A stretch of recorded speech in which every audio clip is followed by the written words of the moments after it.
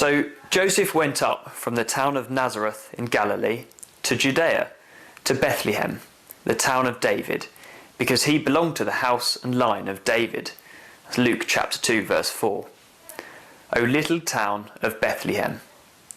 Perhaps you've noticed by now how many littles there are in the Christmas story. The people who play the biggest roles are all nobodies, little people of no great consequence to the world's big people. Little people.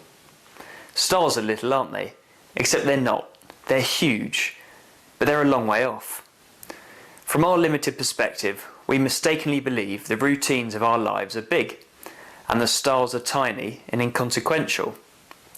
But God sees everything as it truly is, and discerns the true significance. All those nobodies at the first Christmas are the people who are big in His plan. And what goes for a little town as well. After 2,000 years of Christianity, Bethlehem is one of the most famous places in the world. But when the events of the first Christmas were happening, it was nowhere special. King David had been born in obscurity there, so it had become known as the town of David.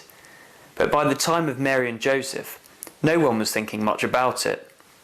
When the Magi went to Herod's court to ask where Messiah was born, Herod was clueless about the ancient prophecy. Even his advisors had to go and look it up.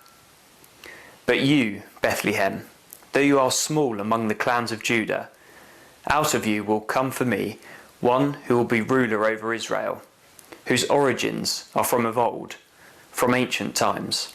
God had chosen a tiny place for the arrival of the greatest ruler, a newborn baby who, Micah says, was also unimaginably ancient.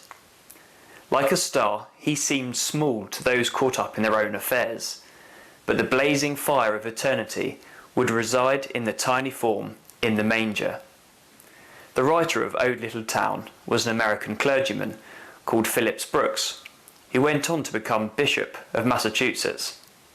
In 1865 he visited Israel and travelled on Christmas Eve by horse from Jerusalem to Bethlehem, which at that time really was just a little place. That night he went out into the fields where, according to tradition, the shepherds had been, and was struck by the silence and simplicity of it all. Years later he wanted a new song for the children of his church, and it was to these memories he turned in writing the words to what would become O Little Town of Bethlehem. There's just a few days to Christmas now. Why not take a break from the hustle and spend a few moments to take in the silence and simplicity of the real Christmas? How silently, the wondrous gift is given. So God imparts to human hearts the blessings of His heaven. No ear may hear His coming, but in this world of sin, where meek souls will receive Him still, the dear Christ enters in.